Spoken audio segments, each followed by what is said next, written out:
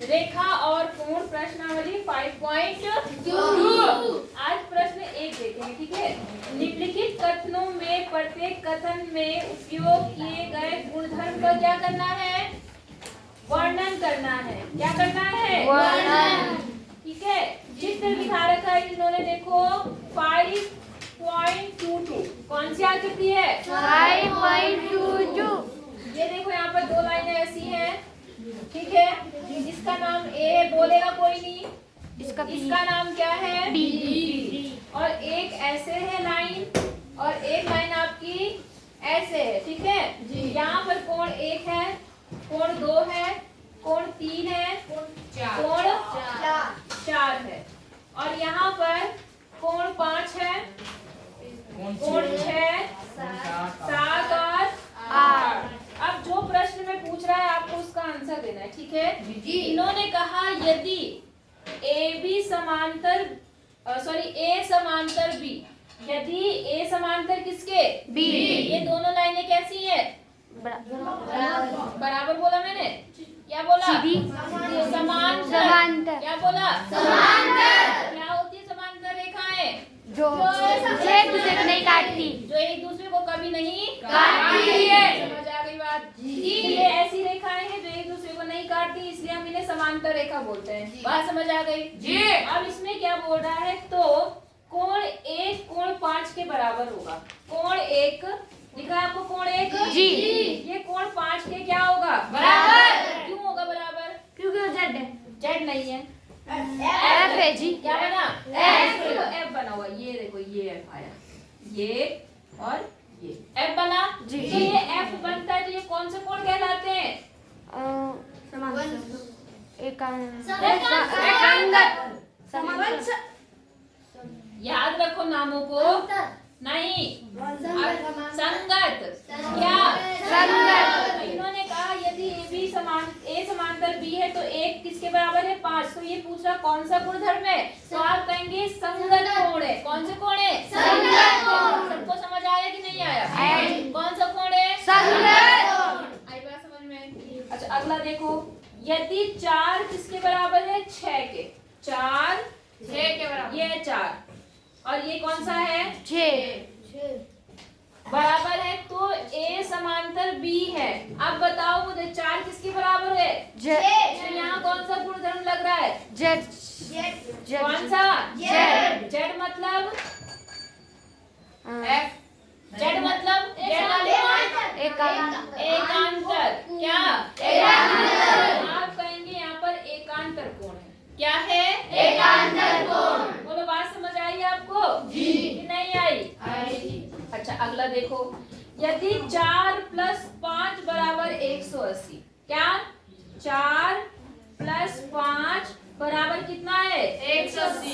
तो ए समांतर बी है, तो ए समांतर क्या है? बी। वो तो जाहिर सी बात है, रेखाएं समांतर हैं, इसीलिए हम इन्हें बोले कि ये कोण इसके बराबर है, ये कोण इसके बराबर है, और इन दोनों का योगफल कितना है? 180। तो मुझे बताओ ये और ये मिलकर 180 होते हैं कि नहीं होते हैं?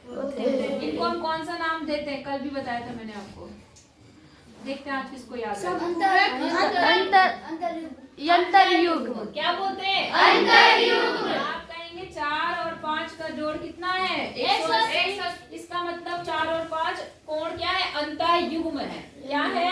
अंतरयुग्म। सबको समझ आ गया? जी। नहीं आया? लिख लेंगे जी। आप सबके सामने लिख लेंगे कौन कौन सी प्रॉपर्टी है। पहले में संगत था, दूसरे में एकांतर था, और तीसरे में अंतःयुग्म। समझ गए? कोई दिक्कत? अच्छा प्रश्न 2 पर आ जाए जी। प्रश्न 2 में देखिए आपको पहचान करनी है, फिर से वही चीज आ गई। मैं चित्र बना रही हूँ, अरुण थोड़ा सा रोक दो, पहले हम चित्र देखिए। प्रश्न 2 दिख रहा है आपको? चित्र दिख रहा है आपको? मैंने यहाँ सारे कोण लिख रखे, 1 2 3 4 5 6 7 8। अब आपको इस चित्र के आधार पर आपको आंसर देना है, ठीक है। देखिए क्या बोल रहे हैं यहाँ पर, पहचान कीजिए संगत कोणों के युग्म। तो मुझे बताओ कौन कौन से संगत है? हाथ ऊपर खड़ा करेंगे। कौन सा किसका संगत है? संगत मतलब हम क्या देखते हैं? संगत मतलब क्या देखेंगे? एफ। क्या देखेंगे? एफ। तो बताओ कौन कौन से संगत है? 3 3 और 8 बिल्कुल गलत जवाब। 3 और 4 और 8 3 और 6 जी। हाँ 1 और 8 जी। 3 और 1 5 बिल्कुल सही। देखो मेरी एक छोटी सी बात समझो, अभी उसको समझने से पहले जो F बनता है ना F, ये और ये कोण लिए जाते हैं जो एक ही जैसी स्थिति में होते हैं। देखो ये जैसे नीचे ये भी नीचे, समझ गए। अगर ये F उल्टा होगा तब भी फिर एक ही जैसी स्थिति में, देखो ये ऊपर की तरफ है ये भी ऊपर की तरफ है। अगर मान लो ऐसा भी है ऐसा भी, तो ये और ये, समझ गए, ये होते हैं संगत। आई बात समझ में? अब उस हिसाब से आप बताओ संगत कौन सा है, पहला बताओ। 4 8 3 और 7 3 और 7 वेरी गुड। कोण 3 और कोण 7। दूसरा बताओ। 1 और 6 हाँ 1 और 5 वेरी गुड। 1 और 2 और 6 वेरी गुड। 2 और 4 और 8 वेरी गुड। और अगला 4 8 4 8 समझ गए। ये सारे के सारे कैसे कोण है? एक संगत कोण। संगत कोण। कौन से कोण? संगत कोण। तो पहला उत्तर आपने दे दिया, ठीक है। दूसरे में पूछा है आपसे एकांतर कोण। एकांतर मतलब कैसे बनते हैं वो? Z बनते हैं। Z। कैसे बनते हैं? Z। तो मुझे बताओ दूसरे में एकांतर कौन कौन है? 2 और 5 Z 3 और 5 जी। 5 क्योंकि 3 और 5 ये Z बन रहा है ना, जिसके अंदर अंदर वाले कोण। तो 3 और कौन सा? 2 और 8। वैसे बाहर की तरफ भी एकांतर बनते हैं लेकिन वो तुम्हें मैं नहीं बता दूं, ठीक है। हाँ 1 और 7 भी एकांतर है। राइट आंसर से देख रहे? हाँ बेटा वैसे 1 और 7 भी एकांतर होते हैं। बाहर है जी। जो बाहर की तरफ जाके बनते हैं ना वो भी होते हैं, लेकिन उन्हें रहने दो, उतनी जरूरत नहीं है। इतने से काफी है आपका अभी फिलहाल के लिए, ठीक है। बड़ी क्लास में आओगे तब बताऊंगी। इतना समझ आ गया जी। अच्छा अब तीसरा प्रश्न बोल रहा है तिर्यक छेदी रेखा के एक तरफ बनने वाले अंतःकोण युग्म। एक तरफ बनने वाले अंतःकोण युग्म कौन कौन से होंगे बताओ? एक तरफ बनने मतलब अंतःकोण युग्म कौन से होते हैं? जो एक तरफ जिनका योगफल कितना होता है? 180 होता है। कौन कौन से इसमें जो 180 देते हैं? 3 और 8 बिल्कुल कोण 3 और कोण 8 2 और 5 वेरी गुड। कोण 2 और कोण 5 बस यही है। यही है जी। अंतःकोण युग्म समझ आया सबको कि नहीं आया? आ गया। अच्छा अगला बोला शीर्षाभिमुख कोण। शीर्षाभिमुख का मतलब कल बताया था क्या होता है शीर्षाभिमुख? बोलो। जो 2 सिद्धे होते हैं। शीर्ष। शीर्षा मतलब शीर्ष। शीर्ष मतलब सर। सीधा जी। आमने सामने है ना। तो इसमें बताओ कौन कौन से शीर्षाभिमुख है? वो जी 3 8 3 8 का है नहीं 2 और 3 2 और 3 भी नहीं है, हमेशा ऐसे 3 और बनते हैं 2 जी। ऐसे 8 और 6 जी। 8 और 6 3 और 1 7 और 5 जी। 3 और 1 जी। 7 और 5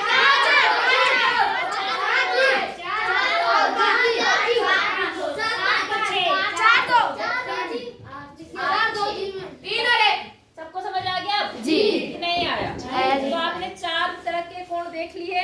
एक शीर्षाभिमुख देख लिया, एकांतर देख लिया, संगत देख लिया और अंतःयुग्म देख लिए। सबको समझ आ गई मेरी बात? जी बोलो।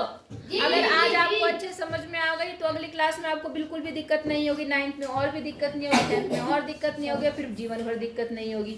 बात समझ आ गई? जितना बता रही हूँ इतना आप ध्यान से समझते चलो तो मैथ आपके लिए बहुत आसान हो जाएगी आगे जाने वाले टाइम पे। बात समझ आ गई? लेकिन अगर नहीं सुनोगे नहीं ध्यान दोगे तो फिर कहोगे जी मैथ तो बहुत बेकार है, मैथ पढ़नी है, छोड़ दो पढ़ाई, है ना। जैसे लोकेंद्र जैसे जो एक दिन आते हैं और हफ्ते भर घर बैठते हैं। नहीं आओगे, जो नहीं आता मैथ ऐसा है जो रोज आता है उसी को समझ आती है, ये बात ध्यान रखना। और जो नहीं आएगा एक दिन 2 दिन उसके बाद वो कहेगा पता नहीं क्या चल रहा है। होता या नहीं होता? जी। कितने बच्चे कल नहीं आए थे बताओ जरा? अभी आज ये देखो अब बताओ कितनों को समझ में आ रही है बात? हो रहे ना कंफ्यूज? तुम आई थी कल कुसुम? मैंने कहा जो नहीं आए थे वो हाथ खड़े करो। देखो अब क्या तुम्हारे को इतना इजी लग रहा है जितना आज जिन बच्चों को कल लगा होगा इजी? नहीं। फिर यही होता है बेटा। बात समझ आई? वैसे तो आसान चीजें हैं लेकिन आपको डेली आना है स्कूल तो हो जाएगा जी। खुद कर लेंगे जी। मैं बता देती हूँ आप खुद करेंगे, ठीक है जी। बेटा 3 प्रश्न 3 में भी एक चित्र है मैं उसे बना लेती हूँ, उसके बाद आप क्वेश्चन आंसर देंगे इसका। ये P है, ये Q है, दोनों समांतर रेखाएं हैं। और ये है आपका 125, बातें नहीं करेंगे। और ये है आपका E, ये है आपका F, ये है आपका A, ये है आपका B, ये क्या है C और ये क्या है D। अब देखो यहाँ पर आपको ये जो सारे ए लड़की सीधे बैठ, ये जो सारे कोण है आपको A B C D E F वो निकालने हैं, ठीक है। अब मैं जिससे पूछूंगी वो बताएगा मुझे। बात समझ आ गई आपको? सबसे पहले स्टार्ट करते हैं, जो मुझे सबसे आसान लग रहा है उसी हिसाब से करेंगे। इस कोण D का मान कौन बताएगा? हाथ ऊपर खड़ा करेंगे, हाथ ऊपर। कोण D का मान कौन बताएगा? कोण D कितना होगा? सोचो, जो सारे नियम बताए उन्हीं में से होंगे। बताओ, कोई हाथ खड़े क्यों नहीं हो रहे? कोण D कितना अंश होगा? 125। कितना? 125। क्यों? क्योंकि हाँ, जी कुछ बन रहा है। F कहाँ बन रहा है? ये देखो F बन रहा है जी, बन रहा है जी। तो अगर ये 125 है तो ये भी कितना होगा? 125 नहीं होगा? होगा तो जी। आप लिखेंगे कोण D भी कितना होगा? 125। और सामने लिखेंगे F। F मतलब कौन सा कोण? संगत कोण। क्या लिखेंगे? संगत कोण। समझ आया नहीं आया? अब अगर D 125 है तो इसके सामने वाला कितना होगा? 125 होगा जी। कौन से कोण होते हैं आमने सामने वाले? शीर्षक युग्म। तो B भी कितना होगा? 125 होगा। क्योंकि ये कोण है कौन से? शीर्षाभिमुख कोण। बोलो, समझ आया आपको? अच्छा, अगला आ जाओ। अब आ जाओ जरा यहाँ पर। ये D है, ठीक है, और ये क्या है? F। D और F मिलकर क्या बना रहे हैं? Z। Z कहाँ बना रहे हैं? जल्दी बोलो, इतना टाइम नहीं है। क्या जी? D और F मिलकर क्या बन रहे हैं? अंतयुग्म। हाँ, क्या बन रहे हैं? अंतयुग्म। बन रहे हैं ना जी। तो D और F का जोड़ कितना होगा? 180 होगा कि नहीं होगा? ये मिलके 180 अंश होगा। क्यों? क्योंकि ये क्या बना रहे हैं? अंतयुग्म। क्या बना रहे हैं? अंतयुग्म। D का मान कितना आया आपका? 125। और यहाँ पर F आपको निकालना है, बराबर कितना हो गया? 180। अब ये प्लस में है, इधर आके क्या होगा? माइनस। F बराबर 180 माइनस 125 डिग्री। समझ गए? 180 में से 125 जब आप घटाएंगे तो कितना आएगा? 0, मतलब 10 में से 5 गया 5 और 7 में से 2 गया 5। कितना डिग्री आया? 55 डिग्री। कितना आया? 55 डिग्री। बोलो, समझ आया आपको? तो F का मान तो आ गया आपका 55 डिग्री। आ गया है 55 जी। अब अगर F 55 है तो F के सामने क्या है? 55। E भी कितना होगा? 155। क्या 55 होगा? 55। हाँ, E भी कितना होगा? 55। क्यों होगा? क्योंकि उसके सामने है जी। आमने सामने है। नाम बताओ। शीर्षाभिमुख कोण। कौन से कोण? शीर्षाभिमुख कोण। मेरे साथ साथ दोहराया करो तब मुंह पे आएगा ये शब्द, वरना फिर कहोगे क्या था क्या था। समझ गए? तो क्या था छोड़ो। अच्छा, ये हो गया। अब देखो बेटा, D निकल गया, B निकल गया, है ना। अब देखो E और A ये कैसी जगह पर है? F जी। F है तो इसलिए ये दोनों क्या होंगे आपस में? बराबर होंगे। तो E कितना है? 125। क्यों 125? तो A भी कितना होगा? 55। A भी कितना होगा? 55। अब ये कौन सा कोण बना? ये इसका क्या है? F कौन सा कोण बनता है? संगत कोण। संगत कोण। कौन सा कोण? संगत कोण। बोलो, समझ आई बात? जी। अच्छा, A निकल गया, B भी निकल गया, C नहीं निकला ना अभी। अब देखो A कितना आ गया? 55। तो इसके सामने क्या है? C। तो C भी कितना होगा? 55। तो कोण A जो C है वो कितना हो जाएगा? 55। और ये भी क्या है? शीर्षाभिमुख कोण। क्या है ये? शीर्षाभिमुख कोण। अब थोड़ा सा और लिखती हूँ इसमें। विमुख कोण। थोड़ा सा मैं और अच्छे से लिखती हूँ, देखो d किसके बराबर था 125 है ना, क्यों, क्योंकि d बराबर 125 संगत कोण था, ये इसके क्या है संगत। b बराबर 125 हो गया, क्यों, क्योंकि शीर्षा विमुख।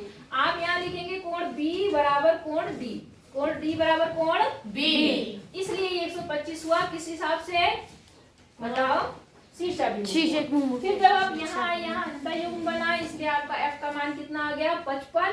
अब f के सामने कौन था e, तो f बराबर किसके हो गया, f बराबर e, इसलिए ये भी कितना आ गया 55। और a बराबर किसके, a किसके बराबर आया C, e E के जी, a किसके बराबर आया e, ये भी कौन से की नियम से आया, संगत के हिसाब से, ठीक है।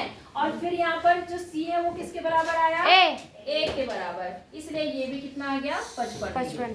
बोलो समझ आया नहीं आया, कोई दिक्कत है यहाँ तक? तो बेटा पहचान भी तो करना सीखो, नहीं आई बात समझ में। यहाँ देखो प्रश्न 4 दिख रहा है आपको, 4 में 2 आकृतियां दिख रही हैं आपको आकृतियां।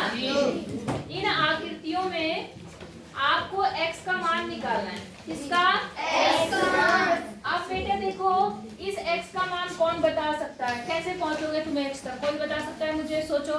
Z, कैसे Z बनेगा,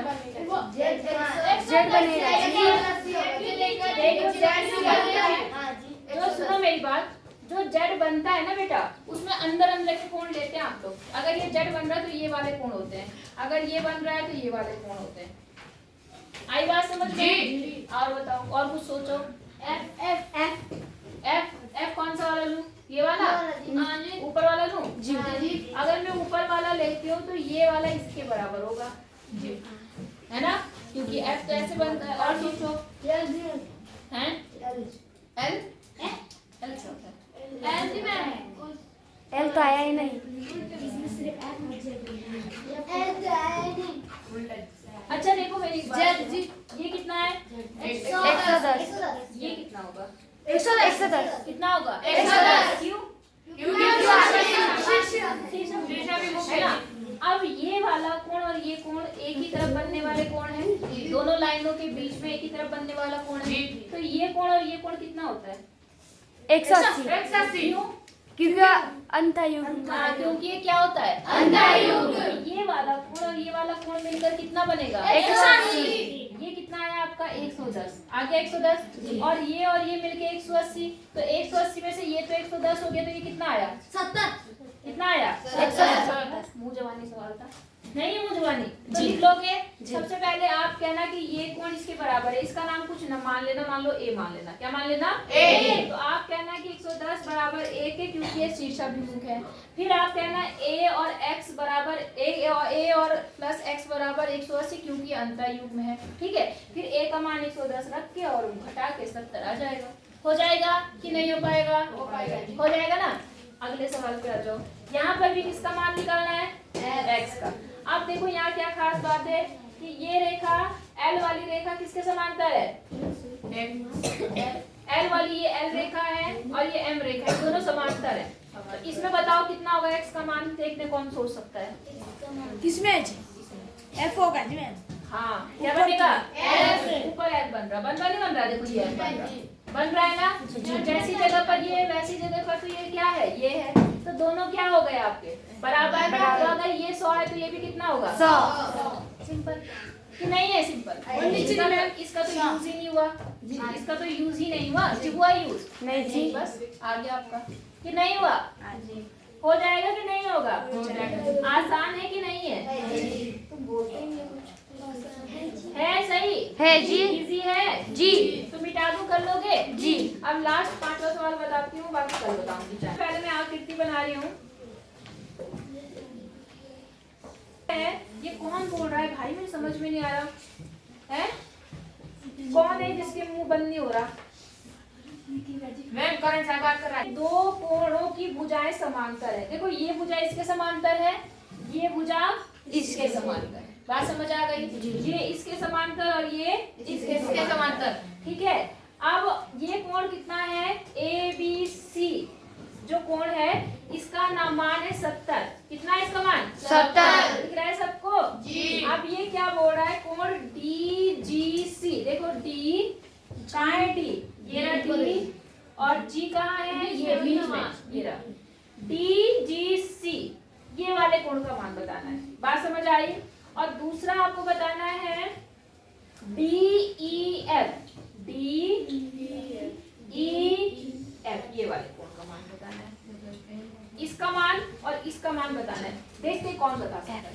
मैम हाँ, उसका होगा 70। इसका क्या होगा? 70। क्यों होगा 70? क्योंकि F बन रहा है। क्योंकि वो क्या बना रहा है?